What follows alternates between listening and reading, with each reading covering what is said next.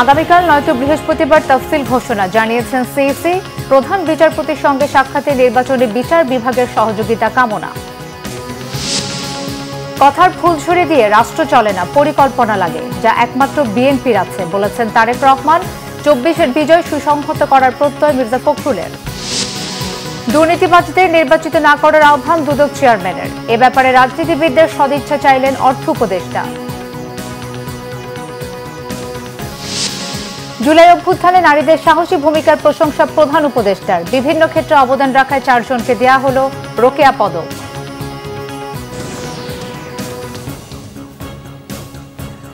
দেখছিলেন crown cement সংবাদ শিরোনাম, এবারে বিস্তারিত। ত্রয়োদশ জাতীয় সংসদের তফসিল চলতি সপ্তাহে হতে পারে বলে জানিয়েছেন প্রধান নির্বাচন কমিশনার এএমএম নাসির উদ্দিন। মঙ্গলবার প্রধান বিচারপতি সৈয়দ রেফাত আহমেদের সঙ্গে সাক্ষাৎ শেষে তিনি সাংবাদিকদের একথা জানান। প্রধান বিচারপতির খাস কামরায় প্রায় ঘণ্টাব্যাপী তাদের মধ্যে একান্ত বৈঠক অনুষ্ঠিত হয়। সাক্ষাতের বিষয়ে সিইসি বলেন, ইলেকটোরাল ইনকোয়ারি কমিটির যে ডিপ্লয়মেন্ট আছে সে ব্যাপারে যথাযথ ব্যবস্থা তিনি নিচ্ছেন এবং নেবেন। কোনো অসুবিধা হবে না বলে আশ্বস্ত করেছেন প্রধান বিচারপতি। বৈঠককালে নির্বাচনে বিচার বিভাগের সহযোগিতা চেয়েছেন সিইসি এএমএম নাসির উদ্দিন। এ সময় সার্বিক সহযোগিতার আশ্বাস দিয়েছেন প্রধান বিচারপতি ডক্টর সৈয়দ রেফাত আহমেদ। মামলা নিয়ে প্রধান বিচারপতির সঙ্গে কোনো কথা হয়নি বলেও জানান প্রধান নির্বাচন কমিশনার। দেশ নির্বাচনের ট্রেনে উঠে গেছে বলে মন্তব্য করেন প্রধান নির্বাচন কমিশনার।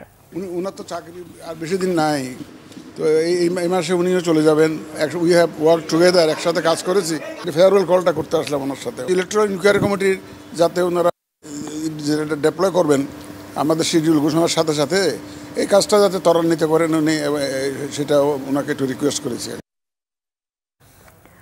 বিএনপির ভারপ্রাপ্ত চেয়ারম্যান তারেক রহমান বলেছেন, জনগণের সমস্যাগুলো কিভাবে দূর করব সেই পরিকল্পনা জনগণ দেখতে চায়। বক্তৃতা শুনতে শুনতে তারা বিরক্ত। তাদের জন্য কি করা হবে সেটি তারা সঠিকভাবে জানতে চায়।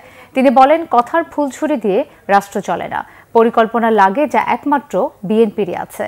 রাজধানীর খামারবাড়িতে কৃষিবিদ ইনস্টিটিউটে বিএনপি আয়োজিত দেশ গড়ার আলোচনার তৃতীয় দিনে তিনি একথা বলেন। জনগণ আমাদের কাছে প্রত্যাশা করে যে আমরা কিভাবে দেশকে পরিচালনা করব, আমরা জনগণের সমস্যাগুলোকে কিভাবে আমরা মিট আপ করবো, জনগণের সমস্যাগুলোকে কিভাবে আমরা অ্যাড্রেস করব, পুরা পরিকল্পনা জনগণ আমাদের কাছে দেখতে চায়। বিভিন্ন জনের বিভিন্ন ট্র্যাক রেকর্ড অতীতে আমরা দেখেছি এবং তাদের কাছে কোনো প্ল্যান নাই। কথার ফুল জুড়ে দিয়ে রাষ্ট্র চলে না, কথার ফুল জুড়ে দিয়ে জনগণের পেটে খাবার আসে না, কথার ফুল জুড়ে দিয়ে কর্মসংস্থান হয় না, কথার ফুল জুড়ে দিয়ে জনগণের অর্থের সংস্থান হয় না, কর্মসংস্থান হয় না। পরিকল্পনা লাগে কর্মসংস্থান করতে। জনগণের পেটে আহার দিতে, ভাত দিতে হলে পরিকল্পনা লাগে, প্ল্যানিং লাগে, যা একমাত্র আপনার আছে, যা একমাত্র এই দলের আছে, যা একমাত্র বিএনপির আছে, আর কারো নেই। হ্যাঁ, আমাদের হাতে কোনো জাদু নেই, জনগণ এটা জানে। জনগণ দেখতে চায় যে বিএনপি করছে কিনা, করবে কিনা। বিএনপি ইনশাল্লাহ যদি আমরা 40% ইনশাল্লাহ করতে পারি, সেটি জনগণ ইনশাল্লাহ আমাদেরকে, আমি বিশ্বাস করি দৃঢ়ভাবে যে জনগণ আমাদের পক্ষে এসে দাঁড়াবে। আজ দেশের স্বাধীনতা বলেন, সার্বভৌমত্ব বলেন, গণতন্ত্র বলেন, সবকিছু নির্ভর করছে বাংলাদেশ জাতীয়তাবাদী দলের উপরে। আমরা যদি জনগণকে ঐক্যবদ্ধ করতে পারি, এই দেশে গণতন্ত্র ফিরে আসবে। এই দেশকে আমরা ষড়যন্ত্র থেকে রক্ষা করতে পারবো। এই দেশের অর্থনীতি, এই দেশের নারীর স্বাধীনতা থেকে শুরু করে, এই দেশের তরুণদের কর্মসংস্থান থেকে শুরু করে সকল কিছু ধীরে ধীরে আমরা নিশ্চিত করতে পারবো। যদি আমরা ঐক্যবদ্ধ করতে দেশকে না পারি, জনগণকে ঐক্যবদ্ধ করতে না পারি, জনগণকে সাথে রাখতে না পারি, এই দেশের অস্তিত্ব নিয়ে ভবিষ্যতে প্রশ্ন দেখা দিবে। 24-এর জুলাই আন্দোলনের মাধ্যমে যে বিজয় অর্জিত হয়েছে তা সুসংহত করতে সবার প্রতি আহ্বান জানিয়েছেন বিএনপি মহাসচিব মির্জা ফখরুল ইসলাম আলমগীর। তিনি বলেন, মতপার্থক্য থাকবেই, তারপরও এই ত্যাগ যেন বৃথা না যায় সেজন্য সজাগ থাকতে হবে। জাতীয় প্রেস ক্লাবে অর্থনীতিবিদ ডক্টর মাহবুবুল্লাহর বইয়ের মোড়ক উন্মোচন অনুষ্ঠানে মির্জা ফখরুল ইসলাম আলমগীর এসব কথা বলেন। 24-এর জুলাই আন্দোলনের মধ্য দিয়ে আমরা যে বিজয় অর্জন করেছি, আসুন সাইফুল্লাহ বলেছেন, আমরা সবাই মিলে সেই বিজয়টাকে সুসংহত করি।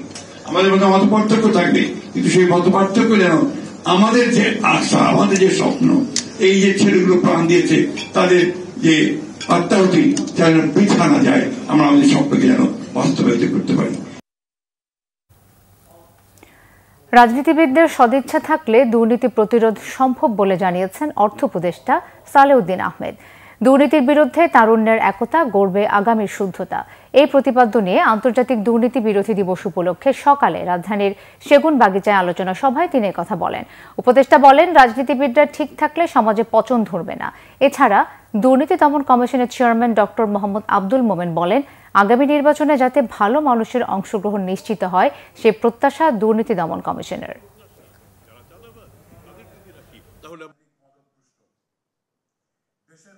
আমরা যদি সঠিক লোককে নির্বাচন না করি, যারা দুর্নীতিগ্রস্ত, যারা সন্ত্রাসী, যারা চাঁদাবাজ, তাদের যদি রাখি, তাহলে আমরা কেমন করে সুশাসন পাব? রাজনীতিবিদের যদি কমিটমেন্ট বা সদিচ্ছা না থাকে, তবে ফিশ রটস ফ্রম দ্য হেড, মাছের পতন হয় মাথা থেকে।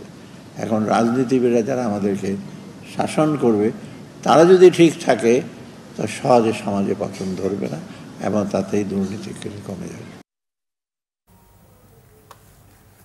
আন্তর্জাতিক দুর্নীতি বিরোধী দিবস উপলক্ষে দেশের নানান জায়গায় মানববন্ধন ও আলোচনা সভা হয়েছে।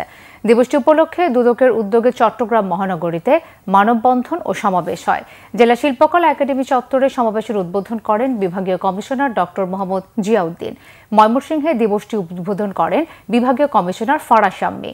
পরে প্রশাসন ও দুর্নীতি প্রতিরোধ কমিটির আয়োজনে মানববন্ধন হয়। ব্রাহ্মণবাড়িয়া জেলা প্রশাসন ও দুর্নীতি দমন কমিশনের উদ্যোগে আলোচনা সভা হয়। জেলা প্রশাসকের কার্যালয়ের সামনে মানববন্ধন করে সরকারি বেসরকারি বিভিন্ন সংস্থা। দিবসটি পালন হয়েছে বগুড়ায়ও। জেলা প্রশাসন চত্বরে দিনব্যাপী কর্মসূচির উদ্বোধন করেন জেলা প্রশাসক মোহাম্মদ তৌফিকুর রহমান।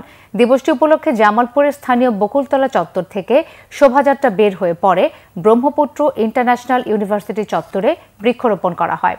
ঠাকুরগাঁওয়ে জেলা প্রশাসক কার্যালয়ের সামনে অনুষ্ঠানের উদ্বোধন করেন জেলা প্রশাসক ইশরাত ফারজানা। জেলা প্রশাসন ও দুর্নীতি দমন কমিশন সহ বিভিন্ন সংগঠনের আয়োজনে খাগড়াছড়ি শহরের টাউন হল চত্বরে জাতীয় সঙ্গীতের মধ্য দিয়ে অনুষ্ঠানের সূচনা হয়।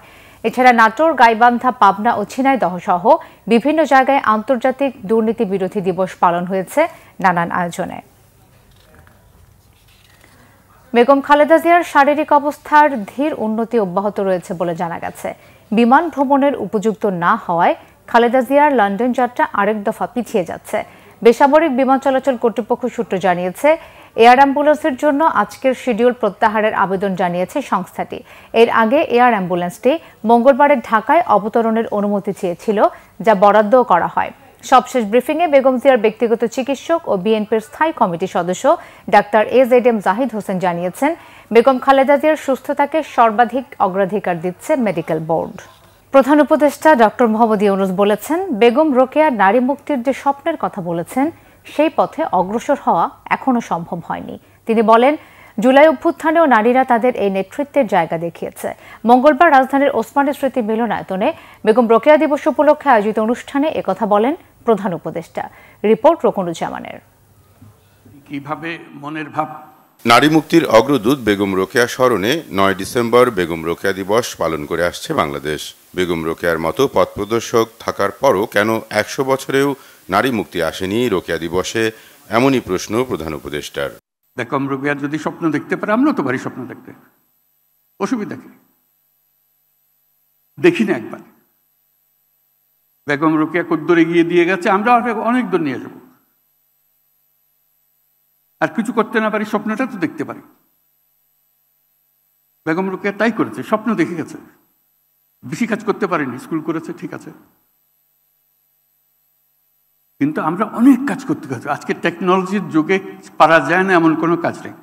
গেল 3 দশকে নারী মুক্তির ক্ষেত্রে অনেক অগ্রগতি হলেও এখনো অনেক কাজ বাকি আছে বলে মনে করেন প্রধান উপদেষ্টা doctor Mohammad Yunus.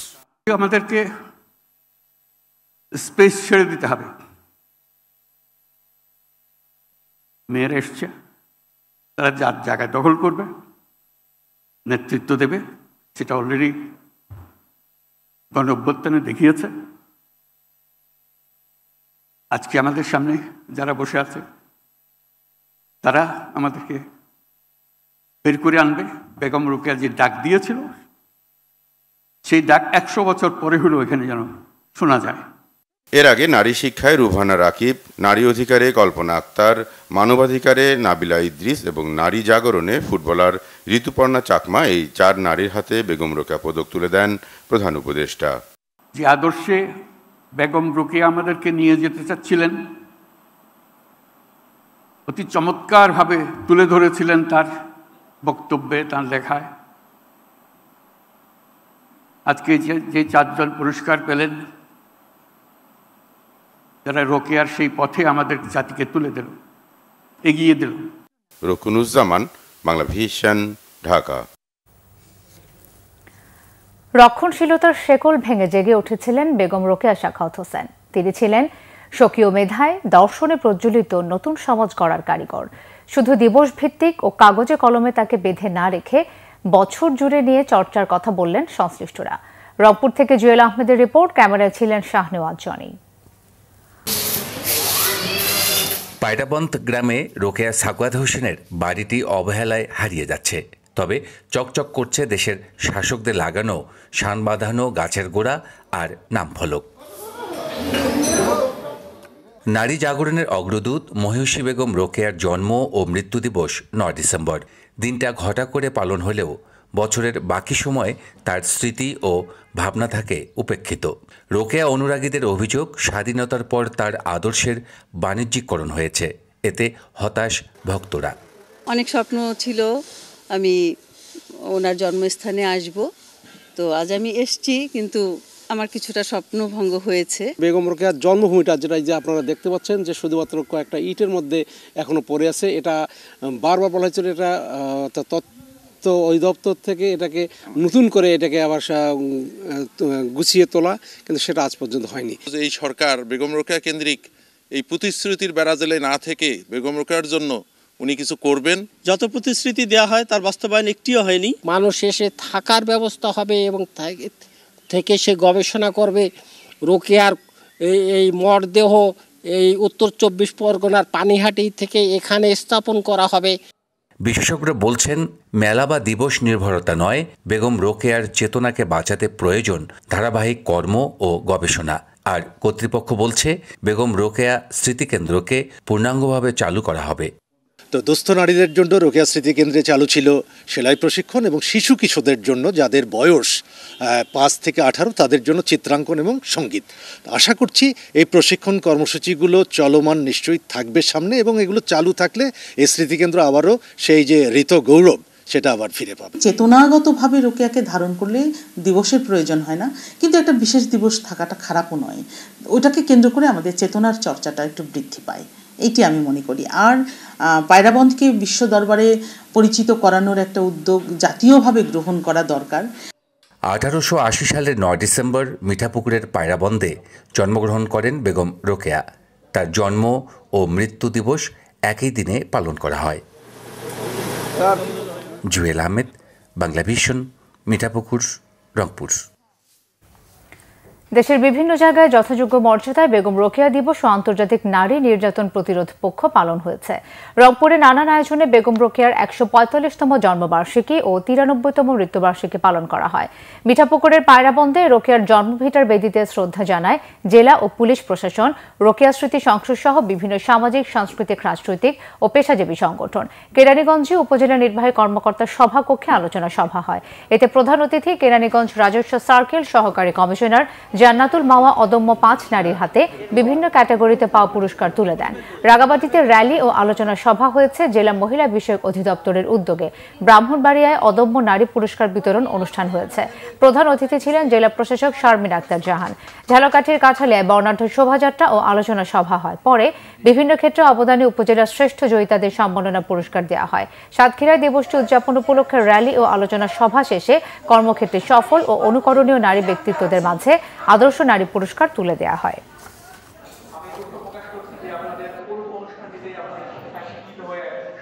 Bangladesh national cadet corps BNCC অধিদপ্তরের বার্ষিক সমাপনী কুচকাওয়াজ হয়েছে আশুলিয়ার বাইপাইলে। এতে প্রধান অতিথি ছিলেন নৌবাহিনী প্রধান অ্যাডমিরাল এম নাজমুল হাসান। নৌপ্রধান বলেন, সেনা, নৌ ও বিমান বাহিনীর সমন্বয়ে গঠিত এই স্বেচ্ছাসেবী সংগঠনের ক্যাডেটরা দুর্যোগ মোকাবেলা, ট্রাফিক নিয়ন্ত্রণ, সামাজিক সচেতনতা বৃদ্ধি সহ বিভিন্ন জাতীয় সংকটে এবং মানবিক কার্যক্রমে গুরুত্বপূর্ণ অবদান রেখে চলেছে। দেশের ভবিষ্যতে উন্নয়নের ধারাকে শক্তিশালী করতে সুশিক্ষিত, দক্ষ ও আধুনিক চিন্তাধারার তরুণ সমাজ গড়ে তুলতে বিএনসিসিকে আরও যুগোপযোগী করা হচ্ছে বলে জানান নৌপ্রধান। দেশের বিভিন্ন জায়গার আরও কিছু খবর নিয়ে একটি ডেস্ক রিপোর্ট। আগামী ফেব্রুয়ারিতে জাতীয় নির্বাচন হবে বলে মন্তব্য করেছেন বিএনপির কেন্দ্রীয় নির্বাহী কমিটির স্বেচ্ছাসেবক বিষয়ক সম্পাদক মীর শরাফত আলী সপু। দুপুরে মুন্সিগঞ্জের সিরাজদি খানে বিএনপির 31 দফা লিফলেট বিতরণ এবং দলের চেয়ারপারসনের সুস্থতা কামনায় দোয়া শেষে তিনি একথা বলেন। নাটোর সদর আসনে বিএনপির মনোনীত প্রার্থী অ্যাডভোকেট এম রুহুল কুদ্দুস তালুকদার দুলুকে জয়ী করতে লিফলেট বিতরণ করেছেন কর্মী সমর্থকরা। সকালে বিভিন্ন ওয়ার্ডে এই কর্মসূচিতে অংশ নেন জেলা স্বেচ্ছাসেবক দলের যুগ্ম আহ্বায়ক জেমস মাহমুদ, মহিলা নেত্রী মোসাম্মদ তাসলিমা ইসলাম শিমু সহ অন্যরা। সেনাবাহিনী ও স্থানীয় প্রশাসনের যৌথ পরিচালনায় দিনব্যাপী বিনামূল্যে চিকিৎসা সেবা দেওয়া হয়েছে কিশোরগঞ্জে।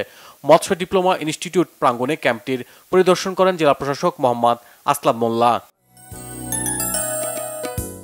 রংপুর বেগম রোকেয়া বিশ্ববিদ্যালয়ের ছাত্র সংসদ ব্রাকসু ও হল শিক্ষার্থী সংসদ নির্বাচনে ছাত্র শিবির সমর্থিত বেরোবি শিক্ষার্থী পরিষদের প্যানেল ঘোষণা করেছে শিক্ষার্থী পরিষদ। দুপুরে বিশ্ববিদ্যালয়ের মিডিয়া চত্বরে সংবাদ সম্মেলনের মাধ্যমে প্যানেলটির ঘোষণা করা হয়। নারায়ণগঞ্জের রূপগঞ্জে ভুলতা ইউনিয়নের ছাত্রদল নেতার বিরুদ্ধে করা হয়রানিমূলক মামলা প্রত্যাহারের দাবিতে মানববন্ধন ও বিক্ষোভ মিছিল করেছে সংগঠনের নেতাকর্মীরা। এতে উপস্থিত ছিলেন জেলা ছাত্রদলের সাবেক সভাপতি নাহিদ হাসান ভূঁইয়া সহ অন্যরা।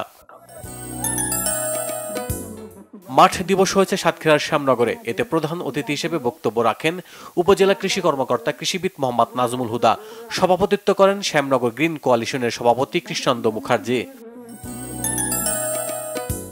কৃষি পণ্য মেলার উদ্বোধন হয়েছে কক্সবাজারের রামুতে। সকালে জাতিসংঘের খাদ্য ও কৃষি সংস্থার সহযোগিতায় সেন্টার ফর ন্যাচারাল রিসোর্স স্টাডিজের উদ্যোগে মেলার উদ্বোধন করেন জেলার কৃষি সম্প্রসারণ অধিদপ্তরের উপপরিচালক doctor Bimal Kumar Pramanik. Bangla vision news desk. সংবাদ শেষ করব ক্রাউন সিমেন্ট শিরোনামগুলো আরো একবার জানিয়ে।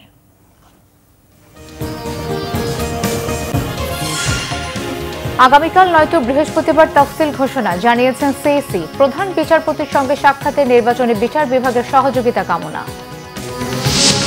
কথার ফুলঝুরি দিয়ে রাষ্ট্র চলে না, পরিকল্পনা লাগে, যা একমাত্র বিএনপির আছে, বলেছেন তারেক রহমান।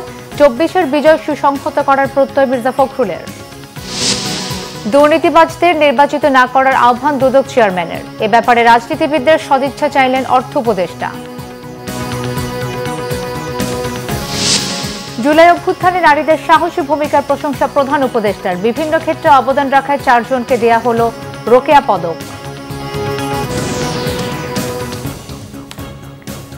এই ছিল এখনকার মতো। পরের সংবাদ সন্ধ্যা 7:30টায় দেখার আমন্ত্রণ রইল। এছাড়া বাংলা ভিশন সংবাদ ও সংবাদ সংশ্লিষ্ট অনুষ্ঠান দেখতে ভিজিট করুন www.bvnews24.com ও facebook.com/banglavisionnews এবং সাবস্ক্রাইব করুন youtube.com/banglavisionnews। ধন্যবাদ।